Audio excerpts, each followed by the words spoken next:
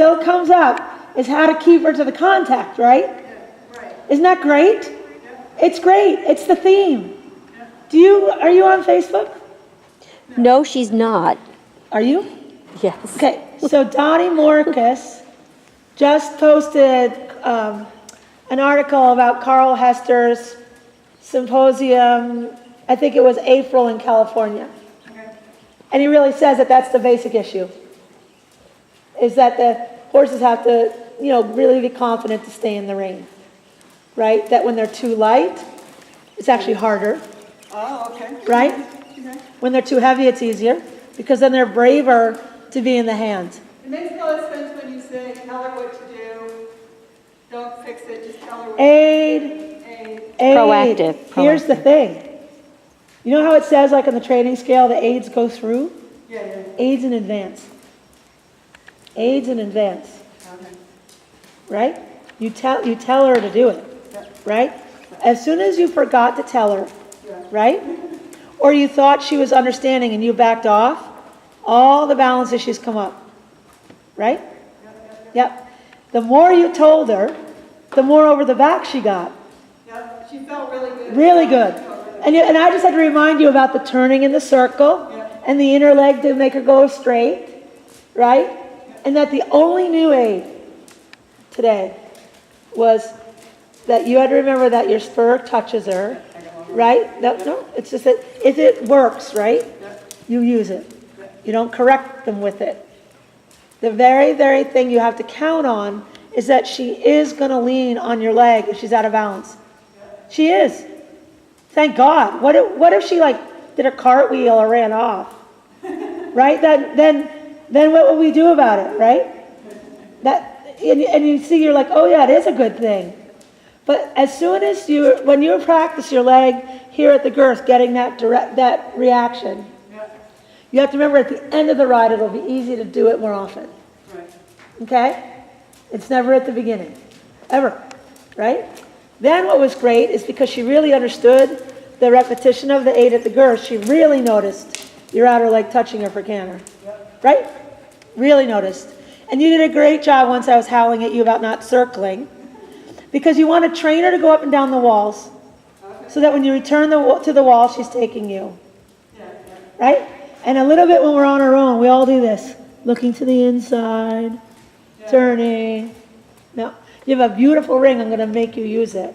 As a tool. Just sit there and just let her go. No, it's as a tool. Yeah. You don't just sit there and let her go. What did we just say? Aid her. You tell her where to go, and then you keep telling her where to go. Yeah. Right? Yeah. So if you're going to sit there and tell her where to go, in the canter, the outer leg is dominant. Okay? If you make a circle, you do it so that the circle helps you go straight ahead. You follow me? Not so the circle makes her better. Once you've cantered both ways, was your trot better? Yes. Why? Used to teach so I can jump on you like this, right? I'm going to make it simple. Canter right and canter left is already lateral work. Yeah. Because it's from outside to inside. Yeah. Okay? It's already positioned. Even if it's not straight, bent, or perfect, in the way their legs go, it's already outside to inside. When you say position your outside leg back at the canter and keep it there, is it like here? It matters where it works. It matters where it works. Right there. But it doesn't matter to me where it is. It matters where it works. Okay? Because I think if I tell you it's only one place, Yeah. you'll practice that to the point where I'm like, what are you doing? You have to still feel. And I think you're going to find that because she's short in the back, if you wear a longer spur, you won't have to move so much. And she'll like it. Okay? And so that said, if the horse starts to carry you on the hind leg, right? Which is not yet. You might feel it and then start to react as if she's more trained. Right? I'll allow that later. Once these things are so basic and all the time, fine. Right? But what will happen is that you may find that when her shoulder's up that little bit, that your calf is right under you working a connection. Right? But your foot is still thinking, go to the rein. Right? So that you have these little things. Did you notice that you could turn your toe out and she knew the spur was there. Oh, yeah. You want that. Yeah. That's why I would wear a longer one. So that you knew that you could turn your foot a little. Or that you knew you didn't have to have your leg back. Because if you put it back and kick her, what do you think's going to happen? If she's leaning against you and you reach back and kick her with a spur, what is she going to do? Probably move sideways. Maybe not do anything. Yeah. If she's against your leg because she's stopped, Yeah. and now you kick her, Yeah. just like, what is she going to do? Nothing? Nothing. Or kick out? Or get mad? Either one. Or get tense? Either one. Yeah. Right? So what you've done there is that you've confronted her with the biggest pokers you could when she is completely stuck. Right? So you're better off bringing your leg to the girth, training the shoulder, going forward, right? And letting the connection take you forward. Now, in her mind, is she really stuck? As far as she's concerned, she's not in a position to go. She's not in her- She's leaning all over you. She has to Wait, she's leaning all over you. She's leaning on pressure. Right. That's what horses do. Right? So if she's leaning on you, and you take the pressure back and you kick her, right? Right before when she's stuck, the likelihood is she's going to lean against you more. Okay? Because she's already in leaning mode. Right? Because, right, she's like, I can't flee like this. Like, I'm stranded in my legs. I've decided. And you don't want to teach her to go up to relieve pressure. Okay? You don't. Yeah. She'll never do it, I don't think, if you ride the shoulders like this.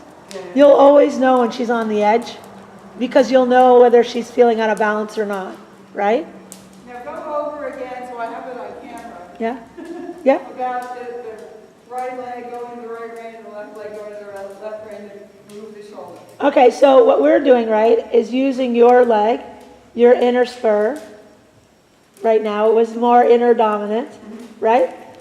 So that she goes up in the shoulder. You might feel that she actually goes up in the opposite shoulder first. But that will allow her inner foreleg to be more balanced. Okay? To me, when I first started working with you, I didn't care whether it was right, left, inner, or outer. I cared that she went in both shoulders. Right?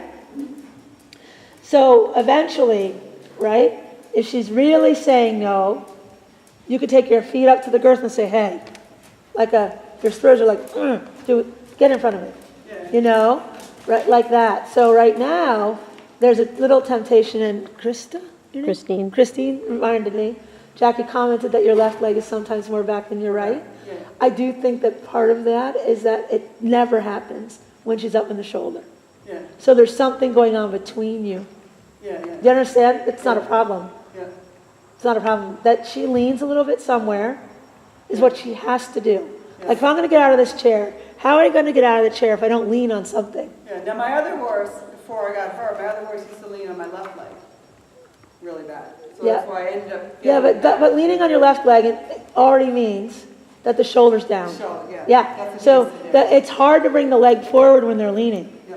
Do you agree with that? Yeah. That's why I would put the spur longer Yeah. so I could touch them in front of me a bit. Okay?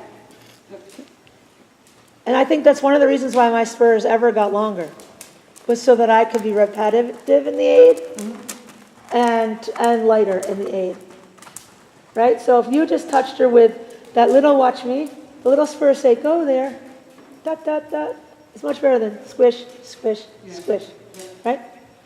And you may always find that on the way to a lengthening, you prep the collection, let's say later, and she's holding you in the barrel and she's got it, that you will have to tell her shoulder to go with your leg, your lower leg. You'll feel that. Because as soon as she's really holding, if you squash her barrel, she might hold. Yeah. Yeah. Do you follow me on that? I can feel when she braces against me. Yeah, but she's not against you. She's a mare. So we start the whole lesson with, she's gonna hold somewhere. Yeah. Don't care about That's a it. mare. Don't care about it. What you'll probably find is that she's gonna hold maybe always in the same place in her body. Okay? Or maybe in predictable places on the way into certain exercises, right? And then the goal for us would be, are you gripping there? Did you start it or did she? In general, if she's up in the shoulder, you're not starting it. You agree? So I should, even as soon as I pick up the reins, I should start riding the shoulder. No, before you pick up the reins. Before I pick up the reins. Yep, you have to count on it. Okay. Do you follow me on that? Yep. You just count on it. Okay. So it's a habit of yours just to think of that as part of your job. Oh, okay. Yeah, it's part of your job as the rider. As you pick up the reins, you don't want to pick up, right, without riding, Right. and then learn that she's not forward. Because if you pick up the reins without riding, it means halt, Yeah, yeah. right? So if you're walking on a long rein and you want to pick her up to a contact, right, you have to aid her shoulders to keep walking while you pick up the contact, right? Do you know what we were talking about, the pressure and release stuff? Like Yep. how in the natural horsemanship the release is so clear Yep. when we were walking her around last time? Right. The hardest part about this sport is that the release is in between pressures. Okay. So watch me. Pressure off, pressure off, pressure off, pressure off. It's not pressure off 5 strides. Yeah, You know what I'm saying? yeah. And that they have to find the path of least resistance in their balance with you on. Right? Okay. So that we are riding into a contact. We're riding into a pressure from a pressure.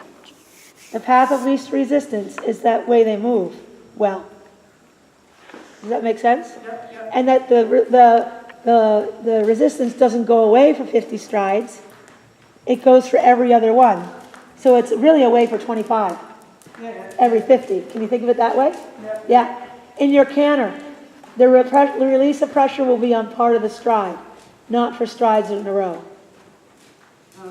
So outer leg, 2, 3. Outer leg, 2, 3. Outer leg, 2, 3. So the repetition is on. She reacts for 2 strides. On. She reacts for 2 beats. Sorry. You feel that in your riding? Yeah. Leg, 2, 3. Leg, 2, 3. Leg, 2, 3. Right? Right? And you know that your outer leg is going to come on when the inner foreleg is on the ground.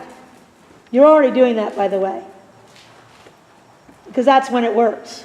Right. You give the aid the step before, Yep. right? That's where the flying change aid is. It's on the moment the lead leg is down, on the same side. You change your legs. I mean, it really is how it grows over time, right? Yep. Yeah. Now here's the thing that I want you to be very excited about. Is last time we took the risk when she was ramming you to halt, right? Right? So you have to notice that one of the things you began to do when you used canter was you began to be vague about walk and trot. Yeah. Nope. If that's vague, you halt, Ride every. walk, trot. Yep. And then if she rams you on the way to walk, halt, walk, trot. So you're not doing canter walk, but you almost did. Did you notice that? Yep. Her back canter is balanced enough, right? And we're not doing canter walks because we want to collect. We're saying, this is what the rein means, Yeah. right? Yeah. And you did a great job with me hounding you on something we just did last week with that. It was really, really good. Then you're like, wow, I know what the best 20-meter circle is, rather than I do it and I correct her. Do you know what I'm saying? I know I need to change the direction. And the more you learn to ride your short sides, like they're straight lines, turns and straight, the more you'll be able to make the turn straight, change direction. Okay? The short side's not a curve. In the canter it is, right now. Right? But it's a straight line. So you might have to put your cones across a straight line here. Yeah? Just so you remember that for yourself. Yeah. Because what happens when you go straight now? She accelerates in a balance. Right? So you need that here too. Yeah. I think it's really clicking quickly, right? And that first canter that was a hair of an accident, take it. Yeah. Right? She didn't go behind you to do it either. You agree? It just happened and she started taking you along. So good. You notice you don't have any trouble getting the correct lead, Yeah. right? Because you're in the correct balance. If you got the wrong lead from the correct aid, She would know so quickly Yeah. because your aids are not matching her